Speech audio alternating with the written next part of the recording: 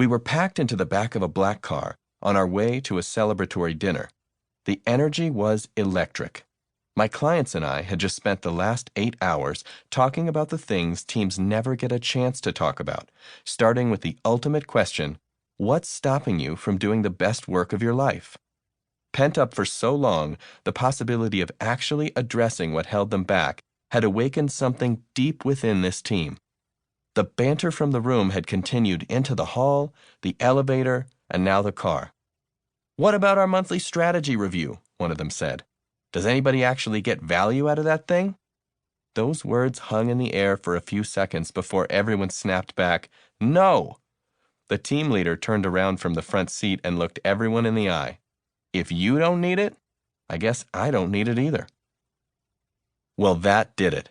From what I could gather in the commotion, this leadership team and the people that reported to them spent an inordinate amount of time each month preparing for and attending what essentially amounted to a glorified update meeting.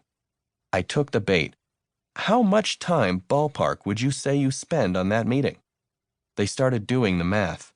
First, they had the cost of the meeting itself, which was more than 3 hours long and included almost 40 people. Then there was the preparation time for those senior leaders. They had to be sure they knew what they were talking about when questions came up.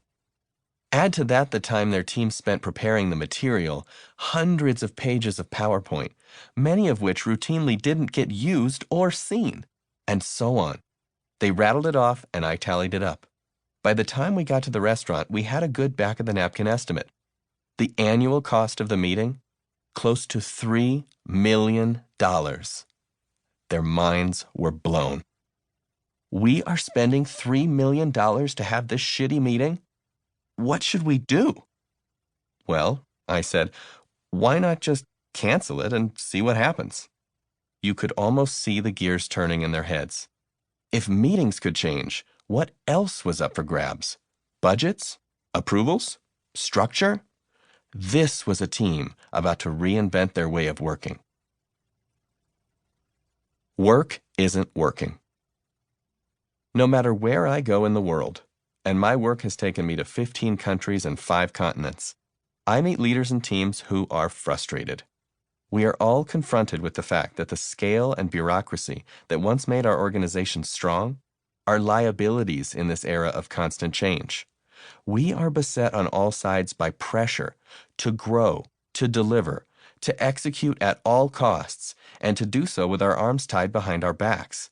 We're being asked to invent the future, but to do so inside a culture of work that is deeply broken. We don't have enough time to do our work, but we pack our days with endless meetings. We don't have the information we need, but we are buried in emails, documents, and data. We want speed and innovation, but we run from risk and inhibit our best people. We claim to work in teams, but we don't really trust one another.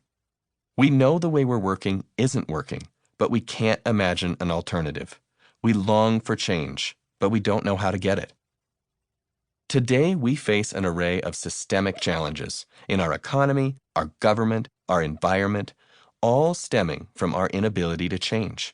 We are addicted, in spite of ourselves, to the siren song of bureaucracy. Gratuitous hierarchies, plans, budgets, and controls abound, but they aren't working like they used to. In the face of complexity, our legacy organizations, the traditional institutions that make up much of the modern world, are failing us, and we know it. Yet we do nothing, paralyzed by the fear of losing whatever control we have left. Simple sabotage. Think back on your career, whether that's a few years or a few decades. Think about the things that have frustrated you. What has held you back? What do you wish you could change? Now listen to the following instructions and see if you recognize them. Have you ever seen a colleague behave this way? 1. Insist on doing everything through channels. Never permit shortcuts to be taken to expedite decisions. 2. Make speeches. Talk as frequently as possible and at great length. Illustrate your points by long anecdotes and accounts of personal experiences. 3. When possible, refer all matters to committees for further study and consideration. Attempt to make the committees as large as possible, never less than 5. 4. Bring up irrelevant issues as frequently as possible. 5. Haggle over the precise wordings of communications, minutes, resolutions. 6. Refer back to matters decided upon at the last meeting and attempt to reopen the question of the advisability of that decision. 7. Advocate caution. Be reasonable and avoid haste, which might result in embarrassments or difficulties later on. 8. Be worried about the propriety of any decision. Raise the question of whether such action as is contemplated lies within the jurisdiction of the group or whether it might conflict with the policy of some higher echelon. 9. When training new workers, give incomplete or misleading instructions. 10. Hold conferences when there is more critical work to be done. 11. Multiply the procedures and clearances involved in issuing instructions, paychecks, and so on. See that 3 people have to approve everything where 1 would do. 12. Apply all regulations to the last letter. Are you laughing? Most of the leaders I know can't make it through that list without howling. They've seen it all before. Hell, they've seen it this week. Now, perhaps you've spent your career in startups and none of that struck a chord for you. That's good. But keep listening, because this is a cautionary tale, a glimpse of what's to come if you're lucky enough to scale. The obvious question? Who wrote these? One plausible answer is that these are behaviors I've observed over many years working with large clients. It's a field report, a sad, bureaucratic ethnography.